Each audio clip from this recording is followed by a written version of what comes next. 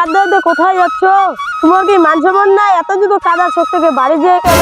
আসি আমি কি ছক করে কাচ্ছি নাকি তোর জন্য আমার জীবনটা নষ্ট হয়ে গেছে? চল আমাদের বাড়ি চল, তোর বিচার হবে। ও গো মেয়েটা, আমি আবার কি করলাম? ছাড়ো আমায়, ছাড়ো। কি করেছিস না করেছিস আমাদের বাড়িতে চল, সব বুঝতে পারবি। আব্বা দেখো, চিতারটাকে ধরে নিয়ে আসছি, গাছে বাঁধো। ও ভাই, তোমার মেয়ে গুন্ডা না মস্তান? সবার সামনে কলার ধরে টানতে টানতে আনছে। ধরে নিয়ে আসিস, ভালো করেছিস। এই বল, তুই আমার মেয়ের ঘটক তালি উল্টো পুল্টো কথা কেন বলেছিস? তাই বল।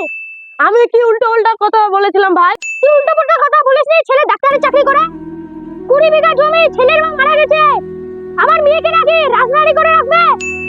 রাজনারি তো দূরের কথা, ও শাশুড়ি কি তেজি এখনো তো বেঁচে আছে। আমার মেয়ে ওর শাশুড়ির জন্য খেতেও পায় না।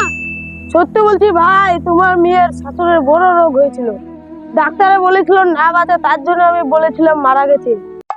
আর 20 বিঘা সম্পত্তি, 20 বিঘা জমি ছিল তো তোর জামাইয়ের দাদর ছিল, এখন বেচে দিচ্ছি। সব মিথ্যা কথা বলা ছেড়ে দে। মেয়ে ছেলে বিয়ে দিয়েছিস, তারা একটাও সুখী নয়। তুমি ঠিক বলেছো ভাই। বিয়ের সময় বলেছিল ছেলে নাকি ব্যবসা করে, বিয়ের পরে দেখছি ছেলে নাকি রাস্তায় ভিক্ষা করে বেড়াচ্ছে। ভিক্ষা করাও তো একটা ব্যবসা ভাই। ভিক্ষা করে একটা ব্যবসা না?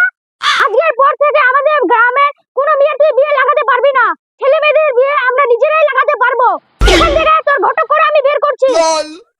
আমি এত বড় ঘটক, আমাকে বাড়ি থেকে তাড়িয়ে দিল। থাম, দেখাচ্ছি মজা। আমি যতদিন থেকে বাঁচে থাকবো ওদেরকে একটাও বিয়ে হতে দেবো না। যাই সামনে গিয়ে বসি, অনেক ক্লান্ত হয়ে গেছি।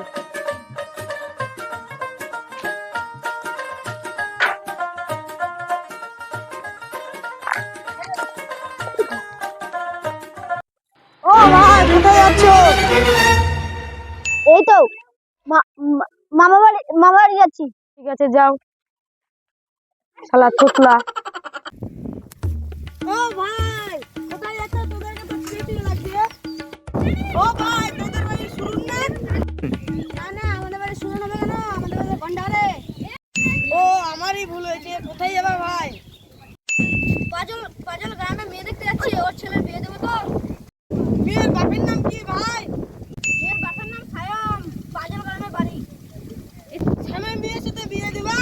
শ্যামের মেয়ে তো পালিয়ে যায়। অন্য ছেলের সাথে পালিয়ে যায়। চ আর বিয়ে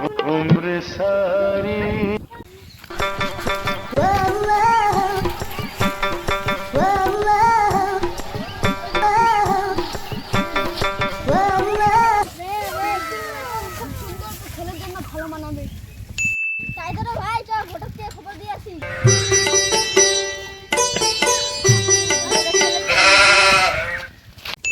আমার কাছে কি মনে করে ভাই?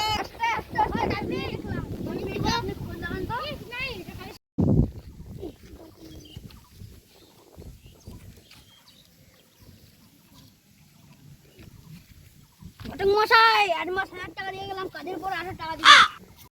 ঠিক আছে ভাই, নিশ্চিন্তে থাকুন। কিন্তু আমার কি ভাই? এদের থেকে যাদের বিয়ে দিচ্ছি তারা একদিনও টিকতে পারে না। একটাও টিকতে পারে নাই, তাহলে কি করা যায় ভাই? দেখছেন ভাই, নগদ 50,000 টাকা, আপনি যদি কাজ করতে পারেন তাহলে দিব, না দিব না কিছু। তাহলে চ হঠাৎ মশাই আপনি বলে রাখবে। যা, এদিকে আমার ঘটনা গেল।